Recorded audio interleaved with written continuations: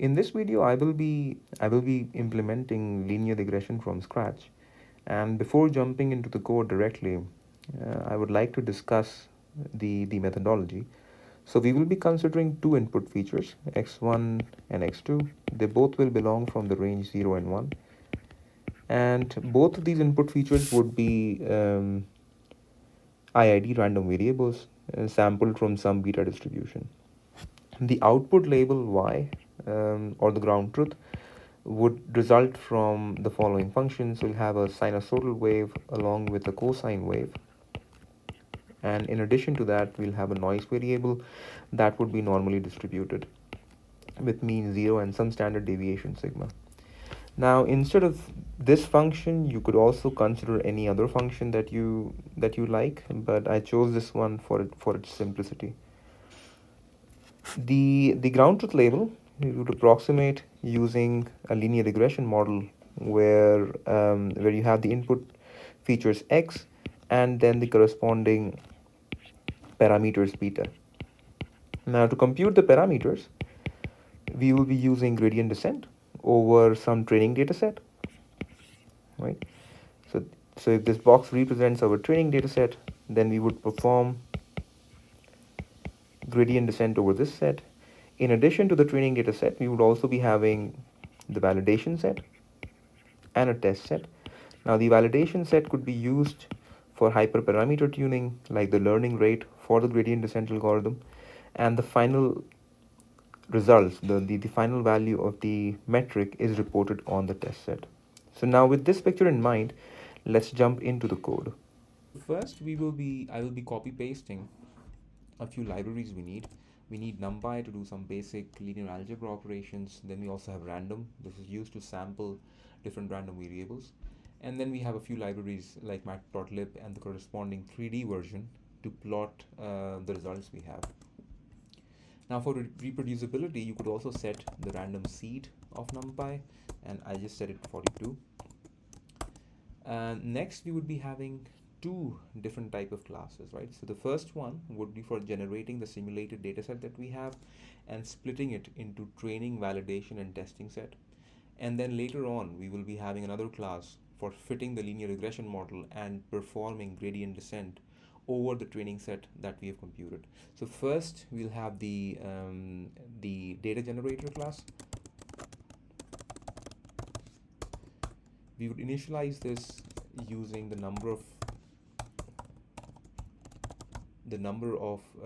total number of data points that we have, which we denote with n. And then if you remember, both the input features x1 and x2 are sampled from a beta distribution. So these two dictionaries, x1 bar and x2 bar, would store the values would store the parameters corresponding to the beta distributions. And finally, we have the standard deviation, which corresponds to the noise that we added to our ground truth label. So we will store all these values in our data generation class D, and finally we have the parameters. The next function would be the label generator, and this label generator would take as input the input feature, which is x, and then we have the first component of this input, which is x0, and then we have the second component, which is x1. In addition to that, we also have epsilon, which is a noise term that we introduced, and the epsilon is normally distributed with a standard deviation of sigma that we already stored when we initialized this class.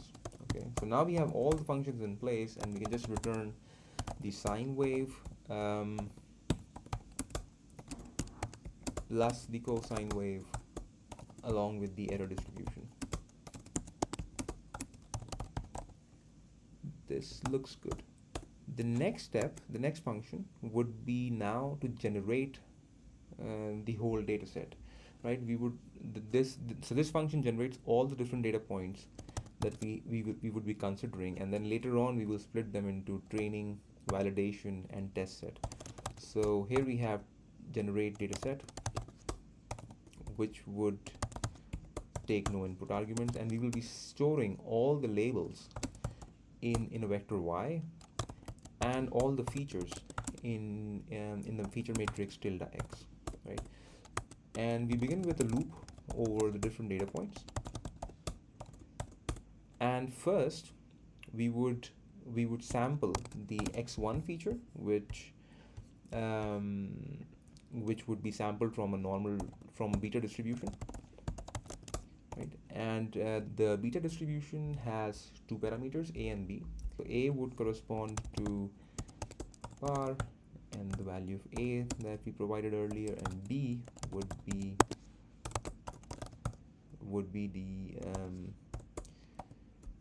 be the other value. And the same we do for x2. So I'll just copy paste this. So now that we have x1 and x2, we can append them to our feature matrix. Now each row of this feature matrix corresponds to a particular feature. So you would append to this feature matrix the two values that we just computed, x1 and x2, and we also append to our ground truth label the label that we would generate corresponding to x1 and x2. Now, to make the computations easier, later on we will be converting both the feature and the ground truth matrix into a numpy array. So next comes the routine that splits our data set into training, validation, and test set. So here we would have split dataset routine that takes as input the ratio of the training points and the ratio of the validation points. So the ratio train corresponds to the fraction of total number of data points that you would like to use for training, and the same holds for validation. So ratio validation corresponds to the total number of data points that you would like to use for validation. And you don't need to specify ratio test because it's just ratio train minus the ratio validation. Now once we have these three quantities, we could first generate an array that contains the index of each of the data points, right? So each entry of this array corresponds to an index for the data points that we sampled in this function.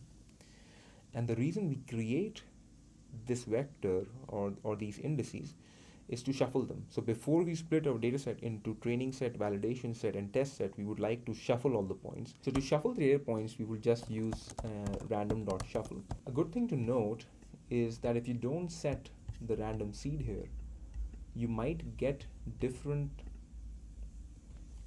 instances of the shuffled index, and this would provide you with different results every time you run your code. And this is one of the places where setting the random seed helps you if you want to ensure reproducibility. And then we have the number of training points, which is the total number of points multiplied by the ratio for training. And the first entry in points would correspond to our training points. We do the same for validation and testing, so I'm just going to copy paste this.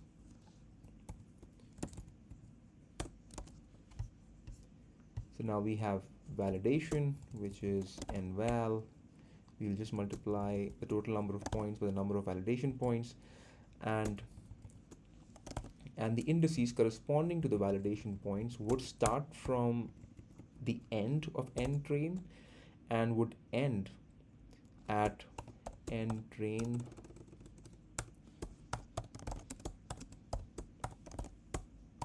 plus nval.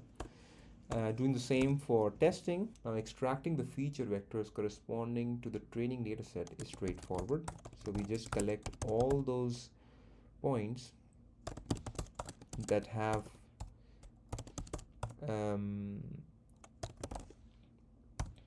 the training indices, and we do the same for y. And then to extract the feature vectors and the labels for the validation and the testing set, that's exactly the same as for our test set. So I'm just going to copy paste the code, and before storing the feature vectors, I would like to I would like to add a column of 1 to each of the different features that we had. And the reason for adding 1 to these features is because then we can represent our model by x transpose beta. Okay, otherwise we would have to maintain weights and bias separately, which is also a convenient notation, but I find this one much simpler.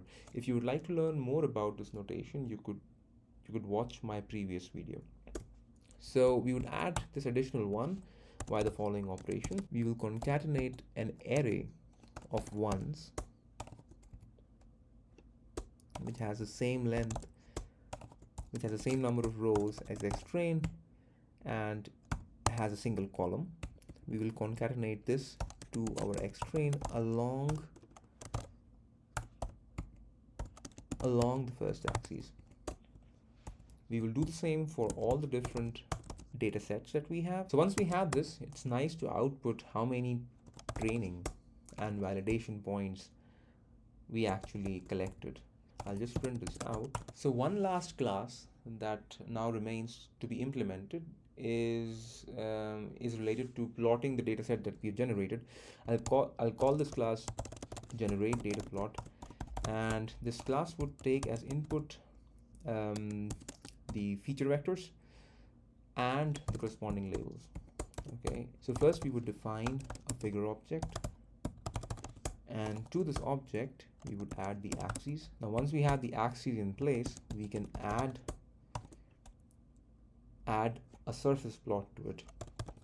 So what the surface plot does is it takes the different data points and connects them via a surface. The first input are all the values of x1 that we've collected, and this corresponds to the first column of our feature vector. The second input are the values of x2, and then finally we have the label, which is denoted by y. Here we need to reshape it again into a column vector, otherwise into a row vector, sorry, otherwise the dimensions don't match with our features. I would also specify a color mapping, which in this case would be spectral. Okay, then we can set the x label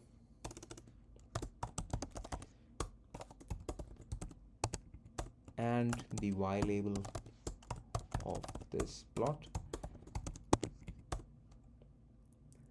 Another thing we might want to set is the viewing angle, which I would set to 10, and the elevation of which I would set to 10, and the azimuthal angle would be set to 30. I realize that these are the parameters that work the best for the plot we are generating. If you use some other function here, it is possible that you need a different viewing angle. And finally, we will show the plot we have. Okay, so this finishes the data generation class. So now we would like to see whether all this works. First, we'll be specifying the parameters for the beta distribution, and I will just be using some parameters for demonstration purposes. You can also change them if you wish. So these are the parameters for x1, and for x2 we'll be keeping a the same, and we'll just reduce b by half, and then we would initialize our class.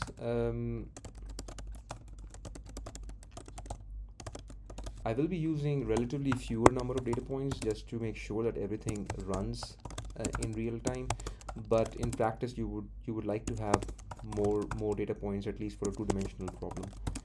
And we will set the error variable for the noise that we introduced to be 0.1. So now the next step would be to generate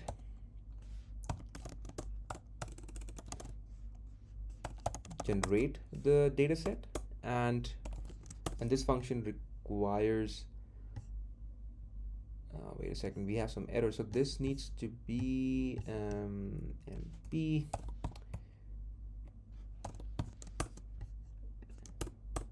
okay, this generates the data set, and finally we would plot the data set that we have generated. So you can see that that along the x1 axis the function looks like a sine wave, and along the x2 axis the function looks like a cosine wave. which is as expected. If you look at the middle portion of the plot, then the function is almost a linear function, and that's why later on, when we try to approximate it via linear regression, we will see that most of the errors we make will be accumulated either along this boundary or along this one, because this is where the function deviates the most from a linear function. The next step would be to split the dataset that we have generated, and we would do this via the following routine.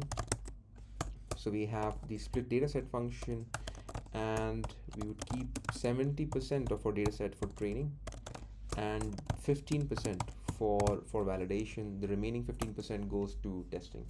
Now, as you can see, we now have the number of training points, which is around 1700, and the number of validation and testing points we have is around 400. So now we're ready to implement the gradient descent class, or the class that actually fits a linear regression model to these data points.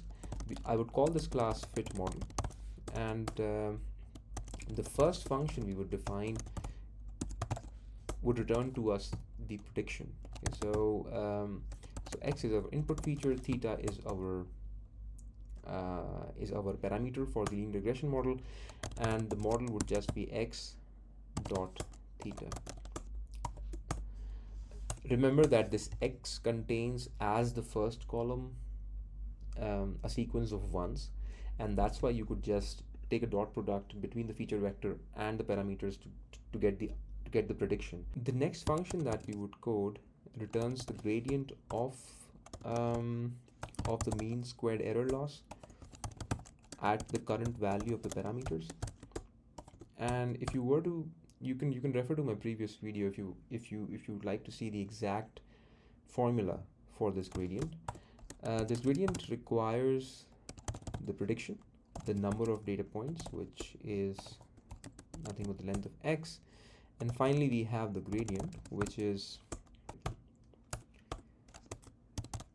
we would also need a function that returns to us the mean squared error. We would like to monitor this mean squared error as the training progresses. So we have x, theta, and y as the input. The prediction from the model is given by fx. The difference between the prediction and y is given by the variable diff. And finally, we can take each of these differences, square them up, sum them, and then take the average, which is achieved by dividing by the length of diff. So the next function that we would implement is the gradient descent function. We have all the ingredients required to create this function. So the input would be the number of epochs. We would also take as input the class that generated our data. Then we have the initial values for our parameters, and finally the learning rate. We define an array to keep a track of the training errors we're making and the validation errors we're making. And we initialize our parameters using the input that has been provided by the user. So now we run the gradient descent for the number of epochs that's been provided to us. And the first thing we would do is to compute the gradient, which we have achieved as follows. So we take the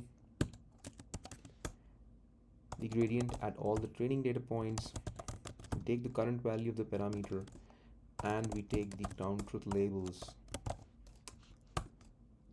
at the training set. Then we update our theta parameters, where we subtract the current theta parameters by the gradient scaled by the learning rate. And finally, we compute both the training error, which is and we also get the validation error.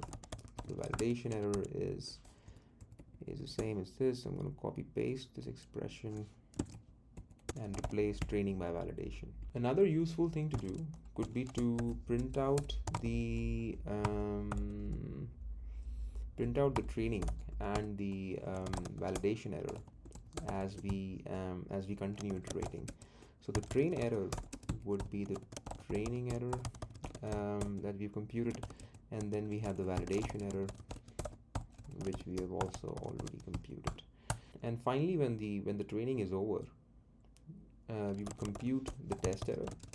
The next function we will be defining would generate a plot for the approximation we have and the errors we have made. And this function would look very much the same as what we defined earlier during our data generation process. So what I'm going to do is just copy paste this function here. So this function just plots two things. The first is the approximation, which is denoted by f of x, and the corresponding deviation, which is just the difference between fx and the ground truth label. What this would help us understand is in which parts of the input domain are we making the most errors. So the next step would be to run our gradient descent algorithm, and the way we would do this is as follows. So first we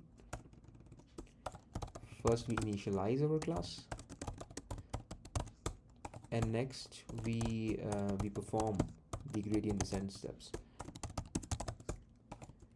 So the number of epochs we would take as 10,000 in this case.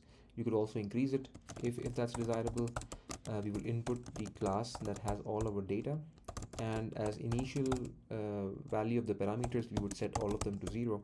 Since we have just two features and one additional column of ones, we have in total 3 parameters. The learning rate, which is hyperparameter, should ideally be tuned with the help of a validation set. So if you set the learning rate to be too small, then the learning would proceed slowly, and if you set it to be too large, then you might not converge. In this case, you would just take a learning rate of 0.01, and I would not perform hyperparameter tuning in this case. And as the training progresses, you can see that the training and the validation error both are going down. And if you keep on iterating, what would eventually happen is that the validation error would start to increase, whereas the training error will keep on going down. So now what we could do is plot the training and the validation error to understand how they decay as we increase the number of epochs. So let's just plot both of these quantities.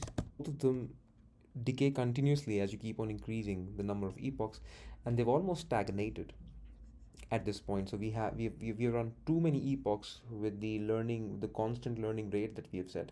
Now if we want to squeeze out more performance, one thing you could do is reduce the learning rate in steps, and it is possible that by doing so you could reduce the training and the validation error further, but this needs to be investigated. The final thing I'll be doing is plotting the approximation that we have along with the errors we have made. This would help us understand where we are making larger errors and where not. So this is how the approximation looks like. Obviously it's linear, so it's a flat curve, and you can conclude from these blue dots, which correspond to the errors you're making, that most of the errors are accumulated near the boundaries, right? And the reason for that is close to the boundaries, the function is the most nonlinear, as we discussed earlier, right? So if you remember, close to this boundary, for instance, the function is close to a sine wave, which deviates significantly from a linear function, and the same holds true for this boundary here, where you have a cosine wave and the corresponding sine wave.